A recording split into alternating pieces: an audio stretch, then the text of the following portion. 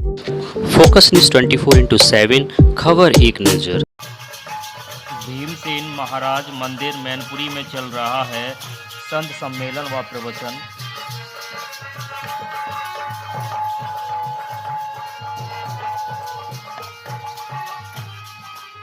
दोपहर 2 बजे से 5 बजे तक भीमसेन महाराज मंदिर मैनपुरी में चल रहा है। मानस सम्मेलन में महामंडलेश्वर 108 श्री स्वामी हरिहरानंद सरस्वती संपद मंडल मैनपुरी, श्री 108 श्री स्वामी विवेकानंद सरस्वती आश्रम फिरोजाबाद,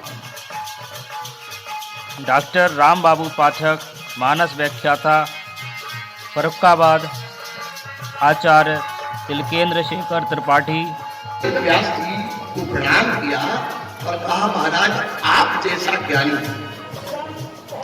आप जैसा पुराणों का रचयिता, त्रिकालज्ञ, तीनों कालों का जानने वाला, और फिर भी हमारे वंश का विनाश हो गया क्यों?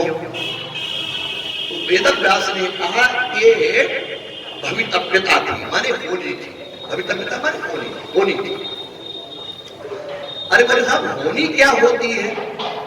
अगर हमें ये पता चल जाए कि आगे कुआं है तो हम बचा कर निकल जाएंगे। अगर आप ये सब हमारे पांडवों को और कौरवों को बता देते कि ये दशा तुम्हारी होने वाली है तो सब ये कुछ नहीं होता। वेदव्यास जी को बहुत हंसी आई और वेदव्यास जी ने कहा, भैया मैंने बहुत कुछ समझाया, कोई बात सुनने को तैयार ही नहीं हमारी था। विनाश काले और विपरीत बुद्धि असंभवम हेम मृगस्य जन्म तथापि रामो लुलुभे प्रगायः प्राया समापन्न विपत्ति काले दियो विपुंसा मलिनी भवन्ति। तो बोले साहब हमारी किसी सुनी नहीं।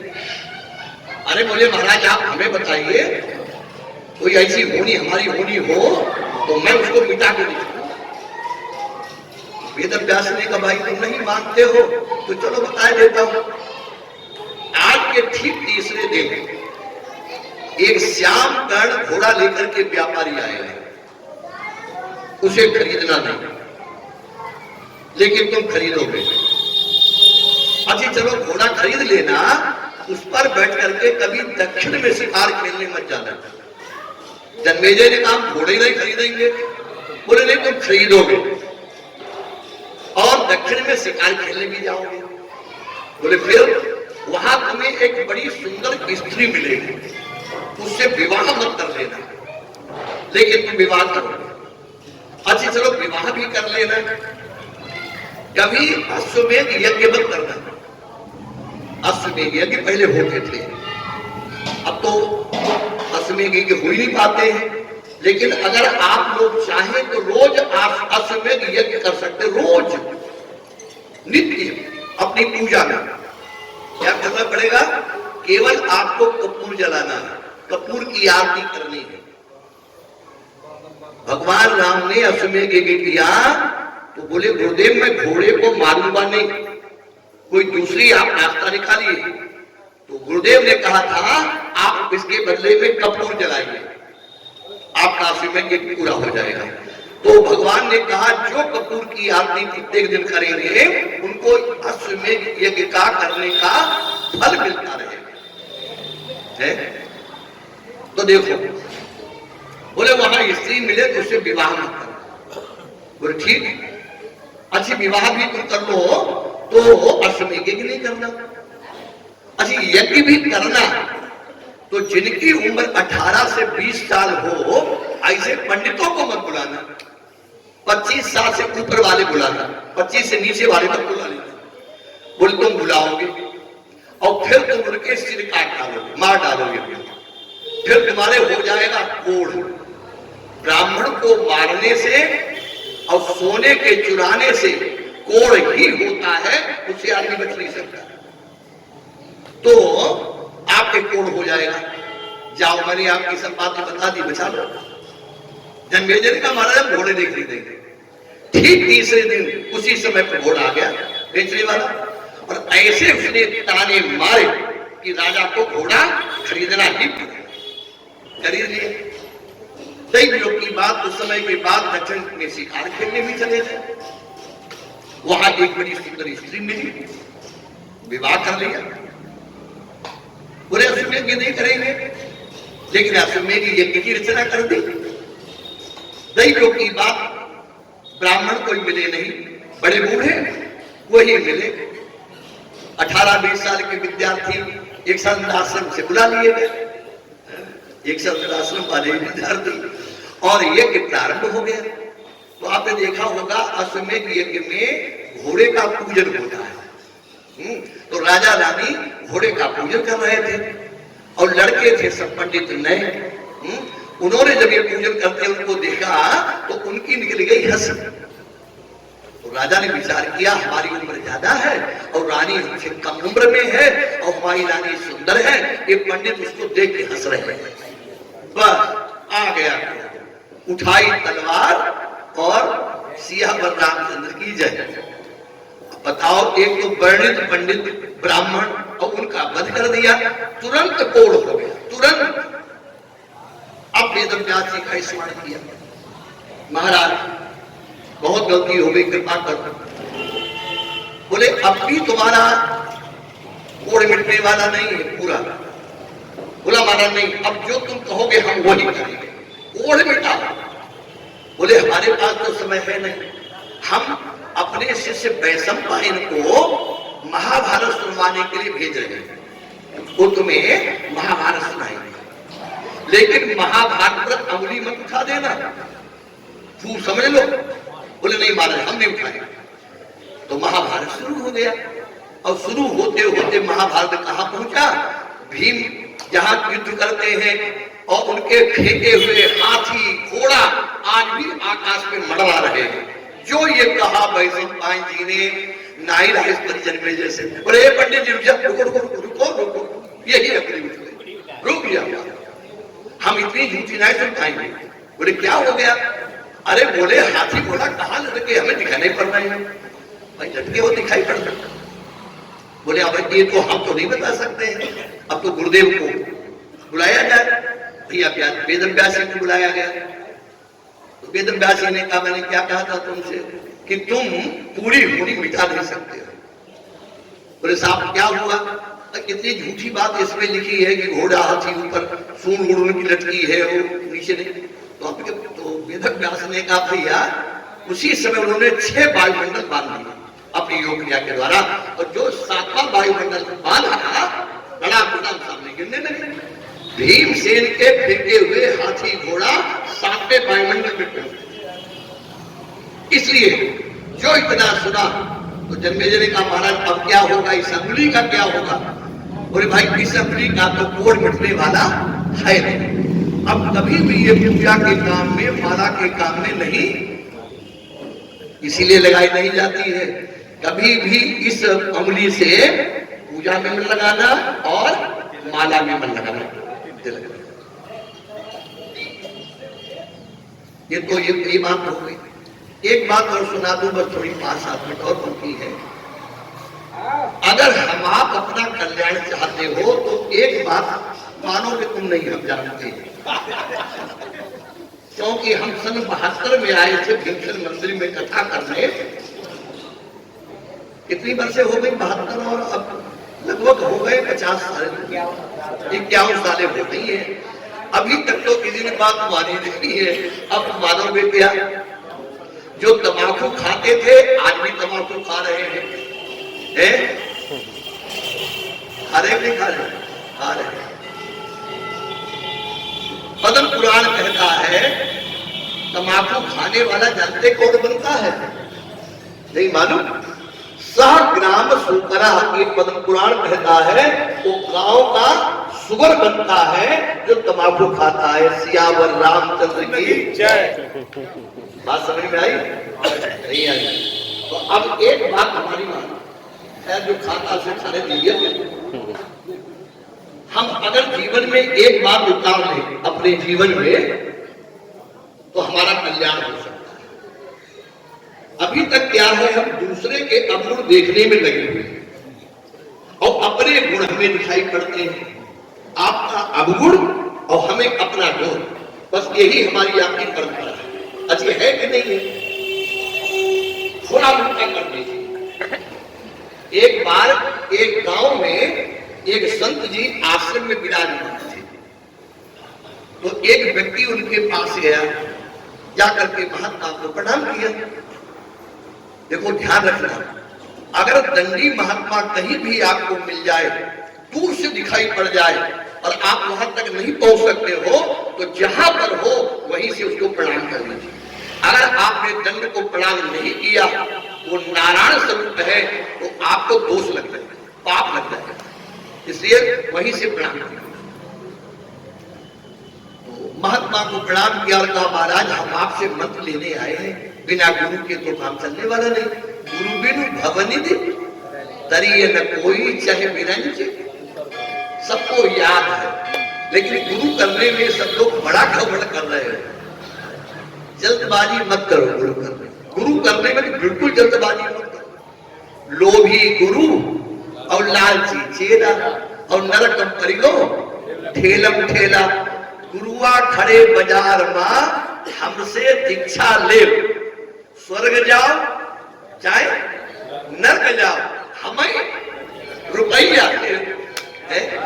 तो इसलिए गुरु करने के लिए हमारे शास्त्र कहते हैं 1 वर्ष से पहले गुरु मत करो। जिसको गुरु बनाना है 1 वर्ष की परीक्षा करो।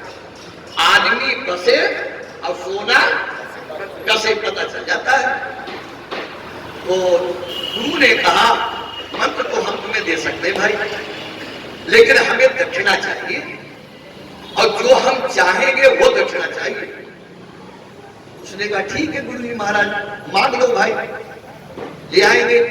बोले ऐसा है कि दुनिया में सबसे खराब जो चीज है वो लाके हमें दे दे, मैं तुम्हें गुरु मंत्र दे दूंगा।